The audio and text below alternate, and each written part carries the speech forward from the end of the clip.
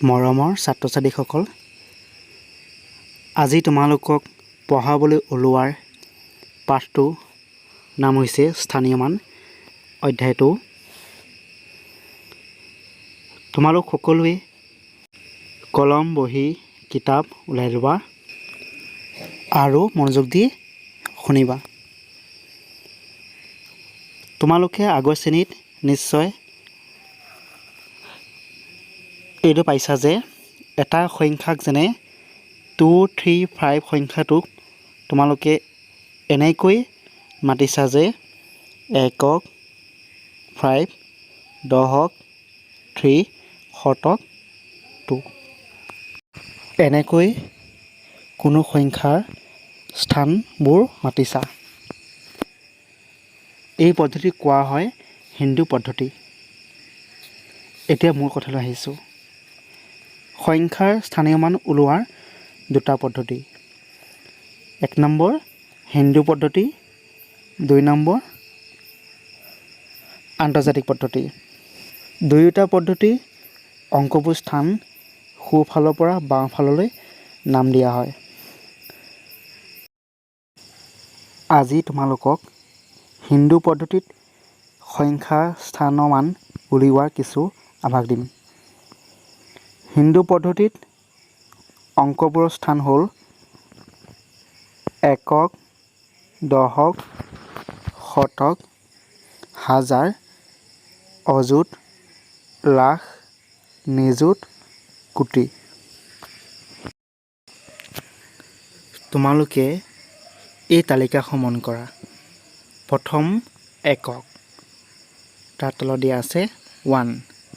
দ্বিতীয়ৰ দহক 10, তৃতীয়ৰ শতক 100, চতুৰ্থৰ হাজাৰ 1000, পঞ্চম অযুত 10,000, ষষ্ঠৰ লাখ 1 লাখ, সপ্তম নিযুত 10 লাখ, অষ্টমত দিয়া আছে কোটি 1 কোটি। ইয়াৰ পিছত হিন্দু পদ্ধতিত প্ৰত্যেক স্থানৰ সংখ্যাৰ মান তাৰ নিচেই সোঁহাতৰ মানৰ 10 গুণ কৰে। যেনে মই উদাহৰণসহ বুজাই দিছোঁ। এইখিনিতে মই তোমালোকক এটা কথা কওঁ যে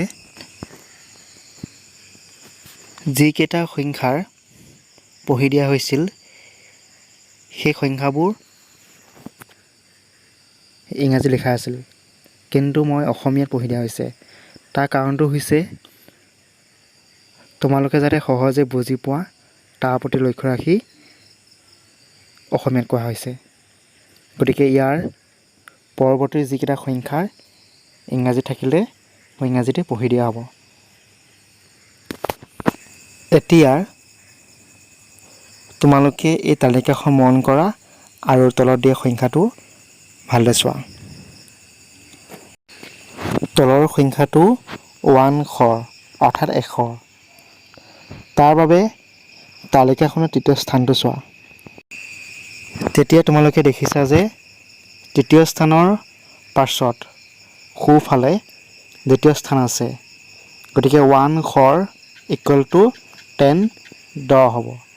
কিয় হ'ল? কাৰণ স্থানৰ মান তাৰ লগৰ নিচেই সোঁফালে থকাৰ মানক 10 গুণ কৰা হয়।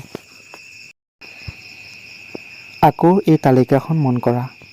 দ্বিতীয় স্থানৰ সোঁফালে প্ৰথম স্থান আছে। প্ৰথম স্থান একক। গতিকে 100 একক হ'ব। কিয়? তাৰ কাৰণটো হৈছে যে স্থানৰ মানৰ তাৰ পাছৰ অৰ্থাৎ লগৰ নিচেই সোঁফালৰ মানক 10 গুণ কৰা হয়।